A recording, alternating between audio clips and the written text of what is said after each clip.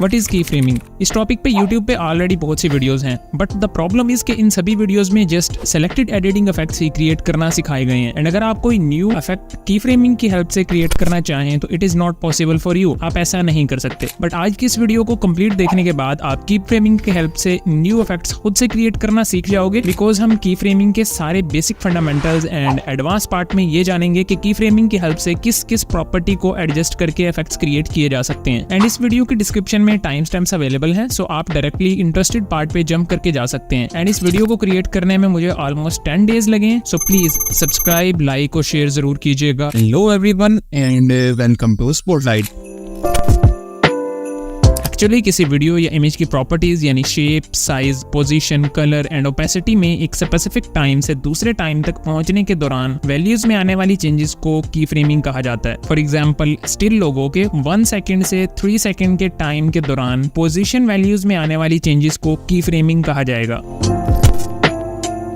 New editors के लिए की फ्रेमिंग के बेसिक्स को समझना बहुत जरूरी है, वरना आप की फ्रेमिंग की हेल्प से कोई भी न्यू इफेक्ट क्रिएट नहीं कर पाएंगे। कैपकट में बैकग्राउंड यानी मेन टाइमलाइन या फोरग्राउंड यानी ओवरले पे किसी भी टेक्स्ट, इमेज या वीडियो को की फ्रेम की हेल्प से एनिमेट किया जा सकता है। आपको जिस भी ऑब्जेक्ट को एनिमेट करना है, इसे सेलेक्ट करने पे इस जगह एक डायमंड शेप्ड आइकन नजर आने लगेगा, which is the sign of key frame. Now इसे जूम करके देखें तो डायमंड शेप के साथ प्लस नजर आएगा, which explains the addition of new key frame. यानी इसे प्रेस करने पे सेलेक्टेड ऑब्जेक्ट की टाइमलाइन पे न्यू की फ्रेम ऐड हो जाएगा। नाउ मैं इस लोगो की टाइमलाइन पे कुछ की फ्रेम्स ऐड कर लेता हूँ। टाइमलाइन को थोड़ा जूम कर लेता हूँ। नाउ जैसे ही अपना प्ले हेड किसी की फ्रेम पे ले जाता हूँ तो सेलेक्टेड की फ्रेम व्हाइट से रेड कलर में शिफ्ट हो जाता है। नाउ इस पोजीशन पे रहते हुए सेलेक्टेड ऑब्जेक्ट में जो भी चेंजेस करूंगा वो इसी सेलेक्टेड की फ्रेम में होंगी। एंड अगर मुझे कोई की फ्रेम रिमूव करना है तो टाइमलाइन पे मैं इस की फ्रेम को टैप करूंगा, देन माइनस डायमंड को प्रेस करने से की फ्रेम रिमूव हो जाएगा। And one more point is कि जैसे ही किसी दो की फ्रेम के दरमियान अपना प्ले हेड लेके जाएंगे तो डायमंड शेप के साथ एक ग्राफ भी डिस्प्ले होने लगेगा। एंड इसे ओपन करने पे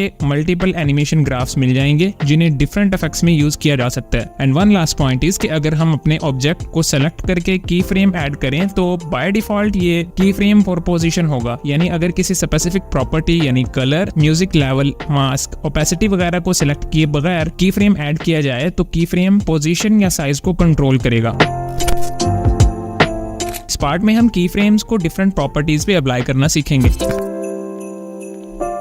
इसे समझने के लिए मैं एक ग्रिड बैकग्राउंड के साथ ओवरले में चैनल लोगो ऐड कर लेता हूं। नाउ इसे प्ले करें तो लोगो एक ही पोजीशन पे स्टिल रहेगा, बिकॉज इसमें कोई एनिमेशन नहीं ऐड की गई। अगर हम चाहते हैं कि लोगो लेफ्ट साइड से स्टार्ट होकर स्क्रीन के सेंटर में आके रुक जाए तो हम लोगो को इनिशियली टाइमलाइन के स्टार्ट में रहते हुए स्क्रीन के लेफ्ट साइड पे ड्रैग कर देते हैं एंड यहाँ एक की फ्रेम ऐड कर देते हैं। नाउ टाइमलाइन को थोड़ा आगे ड्रैग करके रिक्वायर्ड पोजीशन पे जाके लोगो को सेंटर में ड्रैग कर देंगे। लोगो की टाइमलाइन पे एक new key frame automatically add हो जाएगा। कुछ इस टाइप की एनिमेशन क्रिएट हो चुकी है। नाउ अगर हम चाहते हैं कि लोगो डायरेक्टली राइट साइड पे चला जाए तो टाइमलाइन को कुछ आगे ड्रैग करके लोगो को राइट साइड पे स्लाइड कर देना। Now let's check it out. इसी तरह अगर आप लोगों को सेंटर में लाने के बाद इसका साइज इंक्रीज करना चाहते हैं तो वो भी सेम इसी तरह होगा। I think position and size को बहुत से यूट्यूबर्स ने अपनी वीडियो में ऑलरेडी एक्सप्लेन किया हुआ है, सो हम नेक्स्ट प्रॉपर्टी की तरफ चलते हैं। ओपेसिटी को कंट्रोल करते हुए भी की फ्रेम की हेल्प से बहुत से इफेक्ट्स बन सकते हैं। सो ओपेसिटी की हेल्प से हम इस गाड़ी की लाइट्स में कूल ब्लिंकिंग इफेक्ट क्रिएट करते हैं। इस इफेक्ट के लिए कैपकट में एक गाड़ी की इमेज इंपोर्ट कर ली है, देन ओवरले में हम लाइट पीएनजी ऐड कर लेते हैं। देन लाइट पीएनजी को गाड़ी की हेडलाइट पे एडजस्ट कर लेते हैं। देन ओपेसिटी सेक्शन में जाके ओपेसिटी 0 पे कर देंगे और की फ्रेम ऐड कर देंगे। देन टाइमलाइन के एंड में जाके 100% ओपेसिटी कर देंगे। एक न्यू की फ्रेम ऑटोमेटिकली यहाँ ऐड हो जाएगा। नाउ इसे प्ले करें तो कुछ इस टाइप का इफेक्ट बन चुका है। अब लाइट पीएनजी को सेलेक्ट करके ओपेसिटी सेक्शन में जाएंगे एंड दोनों की फ्रेम्स के दरमियान में रहते हुए ग्राफ सेक्शन से बाउंस 3 चूज कर लेंगे। नाउ अब प्ले करके देखते हैं। अब इस लाइट पीएनजी की टाइमलाइन को डुप्लीकेट करके सेकंड लाइट की पोजीशन पर थर्ड लेयर में एडजस्ट कर देंगे। Now effect is ready, let's play it. किसी वीडियो में बैकग्राउंड म्यूजिक के वॉल्यूम को हम की फ्रेम्स की हेल्प से कंट्रोल करते हैं। पहले अब इस क्लिप को देखते हैं। Hello everyone, please subscribe to Spotlight. इसमें बैकग्राउंड म्यूजिक हाई होने की वजह से वॉइस ओवर बिल्कुल सुनाई नहीं दे रहा। इस प्रॉब्लम को हम बैकग्राउंड म्यूजिक की टाइमलाइन पे की फ्रेम्स की हेल्प से सॉल्व करेंगे। नाउ म्यूजिक को सेलेक्ट करके वॉल्यूम टैब में आना है एंड यहाँ एक की फ्रेम ऐड कर देना। देन टाइमलाइन को आगे शिफ्ट कर देना जहां आपका वॉइस ओवर हो। इस पोजीशन से थोड़ा पीछे एक और की फ्रेम ऐड कर देना। देन कुछ फ्रेम्स आगे ड्रैग कर देना जहां वॉइस ओवर स्टार्ट हो। इस पोजीशन पे रहते हुए वॉल्यूम को लो कर देना, लाइक 10 to 15%। देन अगेन जिस जगह वॉइस ओवर खत्म होने वाला हो इस पोजीशन पे जाके एक और की फ्रेम ऐड करना एंड कुछ फ्रेम्स आगे टाइमलाइन ड्रैग करके वॉल्यूम लेवल को 100% पे कर देना। नाउ एक खुद ब खुद फोर्थ की फ्रेम वॉल्यूम के टाइमलाइन पे ऐड हो जाएगा। Now your effect is ready. Now let's check it out. Hello everyone, please subscribe to Spotlight.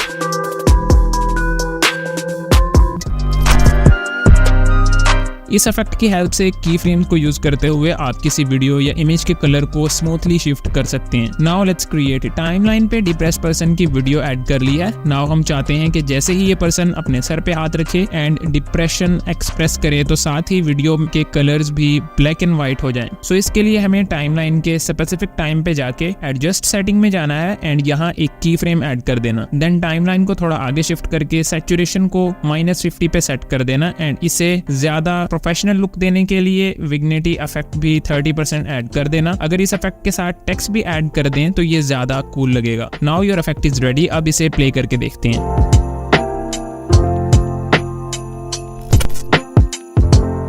की फ्रेम्स की हेल्प से टेक्स्ट पे भी मल्टीपल इफेक्ट्स क्रिएट हो सकते हैं, यानी टेक्स्ट का size, colour, rotation and zoom effects बन सकते हैं। प्रीवियसली क्रिएटेड इफेक्ट के टेक्स्ट पे zoom and colour shift effect apply करते हैं। अपने टेक्स्ट लेयर को सेलेक्ट करके स्टार्ट में की फ्रेम ऐड कर देना। देन थोड़ा आगे मूव होके टेक्स्ट का साइज इंक्रीज कर देना। सेकंड की फ्रेम ऑटोमेटिकली क्रिएट हो जाएगा। कुछ इस टाइप का इफेक्ट बन चुका है। नाउ अगेन टेक्स्ट लेयर के स्टार्ट में रहते हुए स्टाइल सेक्शन में जाके डिजायर्ड कलर चूज कर लेना। मैं इसे सेम कलर पे रहने देता हूँ एंड एक की फ्रेम ऐड कर देना। देन टाइमलाइन पे जिस जगह आपको कलर शिफ्ट चाहिए इस पोजीशन पे जाके सेकंड कलर चूज कर लेना। I am going to choose red colour. Now the colour and zoom effect is ready. अब इसे चेक करते हैं।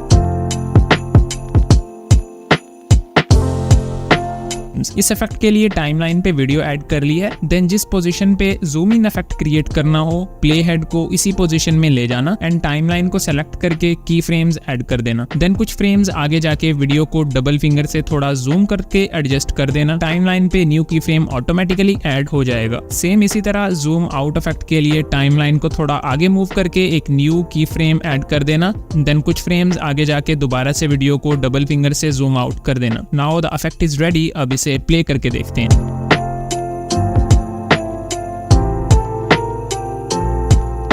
टाइमलाइन पे मैंने night to day shift video clip import कर लिया है, बट इस क्लिप में नाइट व्यू अच्छा नहीं लग रहा बिकॉज लाइट्स बहुत ज्यादा फेडेड एंड येलोविश हैं। बट इस प्रॉब्लम को हम फिल्टर्स की हेल्प से कैपकट में कंट्रोल कर सकते हैं। सो हम फिल्टर सेक्शन से नेटी चूज करके ओपेसिटी 100% कर देता हूँ। नाउ इस क्लिप को प्ले करें तो नाइट व्यू तो बहुत कमाल का हो चुका है, बट इस फिल्टर की वजह से डे व्यू भी ब्लैकिश हो चुका है जो कि बिल्कुल अच्छा नहीं लग रहा। इस प्रॉब्लम को सॉल्व करने के लिए हम की फ्रेम्स का यूज करेंगे। आपने फिल्टर को सेलेक्ट करना है एंड एडजस्ट सेक्शन में जाके क्लिप के स्टार्ट में रहते हुए एक की फ्रेम ऐड कर देना। टाइमलाइन को थोड़ा आगे लाके जहां मॉर्निंग में शिफ्ट हो रहा है वहां सेकंड की फ्रेम ऐड कर लेना। देन थोड़ा और आगे जहां मॉर्निंग शिफ्ट मुकम्मल हो चुका है वहां फिल्टर की ओपेसिटी को 0 पे सेट कर देना। नाउ एक new key frame automatically add हो चुका है and the effect is now ready. इसे प्ले करके देखते हैं।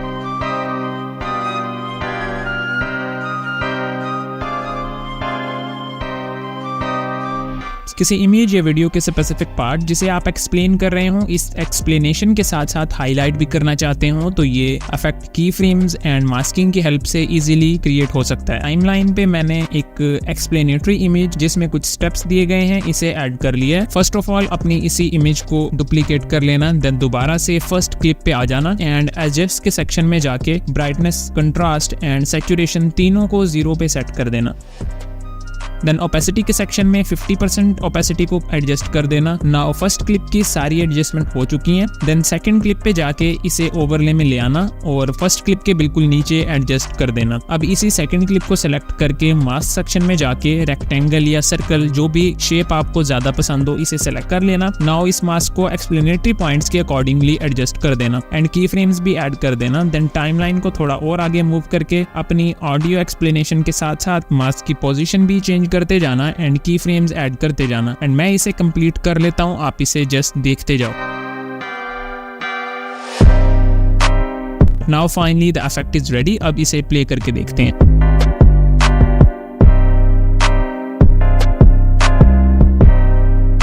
इस वीडियो में मैंने की फ्रेम्स का डिफरेंट प्रॉपर्टीज पे यूजेज एक्सप्लेन किया है एंड बताए गए इफेक्ट्स जस्ट एग्जांपल के लिए थे। एंड इसी टाइप की सेम वीडियो मैंने मास्किंग पे भी बनाई है, इसका लिंक डिस्क्रिप्शन में अवेलेबल है। मेरी मुलाकात होगी अब आपसे उसी वीडियो में। बाय।